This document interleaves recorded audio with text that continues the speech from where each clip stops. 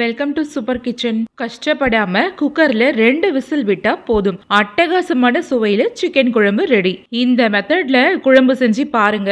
உங்க வீட்ல கொதிக்கிற சிக்கன் குழம்பு கம கமன்னு தெருவே மணக்கும்.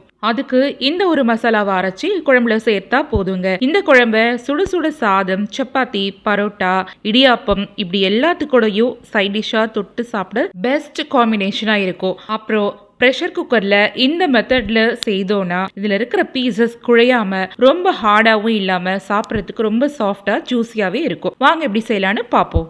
ஃபர்ஸ்ட் இந்த ரெசிபி செய்யறதுக்காக ஒரு சின்ன கப்பில் 10 உடைச்ச முந்திரி, 1 டேபிள் ஸ்பூன் கசகசா, 4 வரமிளகா காம்புகளை நீக்கிட்டு சேர்த்துட்டு இந்த பொருட்கள் எல்லாம் மூழ்கிற அளவுக்கு சுடுதண்ணீர் சேர்த்துட்டு ஒரு 5 நிமிஷத்துக்கு மட்டும் இதை ஊற விட்டுறலாங்க. இது ஊறிக்கிட்டே இருக்கட்டும். இது ஊறினதுக்கு அப்புறமா இன்னும் சில பொருட்கள் எல்லாம் இது கூட சேர்த்துட்டு ஒரு முக்கியமான மசாலா அரைச்சு இந்த குழம்புல சேர்க்க போறோம். சரி, இது அப்படியே இருக்கட்டும். அடுத்ததா குக்கர்ல 5 டேபிள் ஸ்பூன் சமையல் எண்ணெய் சேர்த்துக்கோங்க. எண்ணெய் சூடானதுக்கு அப்புறமா 2 பிரிஞ்சி இலையை 1 பாதியமா பிச்சு எடுத்து வச்சிருக்கேன்.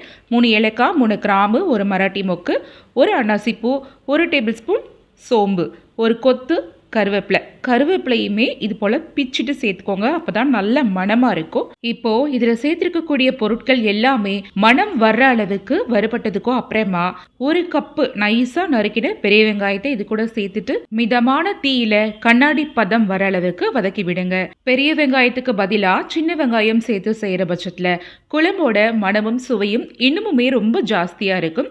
சோ முடிஞ்ச அளவு நீங்க சின்ன வெங்காயத்தையே யூஸ் பண்ண பாருங்க. சரி, இப்போ வெங்காயம் நல்லா வதங்கி வந்துருச்சு. அடுத்ததா இதுல 2 டேபிள் ஸ்பூன் இஞ்சி பூண்டு விழுது சேர்த்துட்டு நிதானமான தீயில இந்த இஞ்சி பூண்டு விழுதுல இருக்கிற பச்சை வாசனை போற அளவுக்கு ஒரு 2 நிமிஷத்துக்கு வதங்கினதுக்கும் அப்புறமா ஷரிங் கப்பால 3/4 கப் அளவுக்கு நல்ல பழமான தக்காளிய நறுக்கி சேர்த்துக்கலாம். கூடவே இந்த குழம்புக்கு தேவையான அளவுக்கு உப்பை இந்த சமயத்துல இது கூட சேர்த்துட்டு நம்ம இதுல சேர்த்திருக்கக்கூடிய தக்காளி பழம் நல்லா மசிஞ்சு குழைவா இது போல பதம் வர அளவுக்கு நல்லா வதங்கினதுக்கும் அப்புறமா இதுல இப்போ முக்கியமான மசாலா பொருட்கள் எல்லாம் சேர்க்க போறோம். ஒன்னா சேர்த்துக்கலாம். ஃபர்ஸ்டா 3 டேபிள் ஸ்பூன் எல்லா குழம்புக்கும் யூஸ் பண்ணக்கூடிய குழம்பு மிளகாய் தூள். அடுத்ததா 1 டேபிள் ஸ்பூன் தனியாத்தூள். இப்போ பாருங்க, நான் கொஞ்சமாக, அதாவது 1 டீஸ்பூன் மட்டும் காஷ்மீரி மிளகாய் தூள் சேர்த்துக்கிறேன். இது ஜஸ்ட் ஒரு கலருக்காக தான். அடுத்ததா 1/4 டீஸ்பூன் கரம் மசாலா பொடி, இது நான் வீட்டிலேயே அரைச்சது.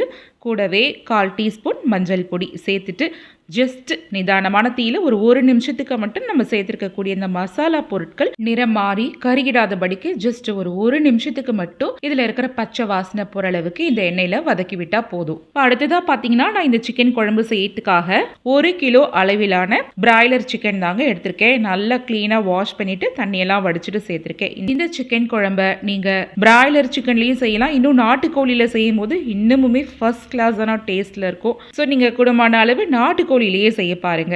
இப்போ மசாலால கட் பண்ணி க்ளீன் பண்ணி வச்சிருக்கேன் இந்த சிக்கனை சேர்த்துட்டு 2-3 நிமிஷத்துக்கு லோ ஃப்ளேம்ல வச்சுட்டு இந்த மசாலாவோட சேர்ந்து இந்த சிக்கன் பீசஸும் நல்லா ஒன்னோட ஒன்று கோட் ஆகிற மாதிரி நல்லா ஈவனா இது போல கலந்து விடுங்க. பாருங்க, நல்லா கலந்து விட்டாச்சு. சரி, இது அப்படியே சிம்லையே இருக்கட்டும். பாத்தீங்கன்னா, நான் ஒரு திட்டமான ஒரு அரை மூடி அளவுக்கு தேங்காய் எடுத்திருக்கேன். இதை நீங்க துருவிட்டும் சேர்க்கலாம். இல்லைனா இந்த மாதிரி சின்ன சின்னதா பல்லா கட் பண்ணிட்டு மிக்ஸி ஜார் கப்ல சேர்த்துட்டு ஒரு பெரிய வெங்காயத்தை நல்லா ரஃபாவே ஒன்னும் பாதியமா கட் பண்ணிட்டு சேர்த்துக்கோங்க. அடுத்ததா நம்ம ஏற்கனவே ஊற வச்சிருந்த முந்திரி, கசகசா, வரமிளகா அது எல்லாத்தையுமே ஊற வச்சிருந்த தண்ணீரோடையே இதுல சேர்த்துக்கோங்க. இதுல மறுபடியும் எக்ஸ்ட்ராவா தண்ணீர் சேர்க்க கூடாது. அடுத்ததா மேற்கொண்டு காரத்துக்காக 1 டேபிள் ஸ்பூன் மிளகு சேர்த்துக்கலாம். இப்போ இதுல 1 டேபிள் ஸ்பூன் சீரகம், 1 டேபிள் ஸ்பூன் சோம்பு. இப்போ இதெல்லாம் சேர்த்ததுக்கு அப்புறமா உங்களால எந்த அளவுக்கு நல்லா நைஸா அரைக்க முடியுமோ இது போல நல்லா கெட்டியா நல்லா திக்கான நைஸான விழுத அரைச்சுக்கோங்க. ரொம்ப குறகுறப்பா அரைக்கிறத தவிர்த்துருங்க.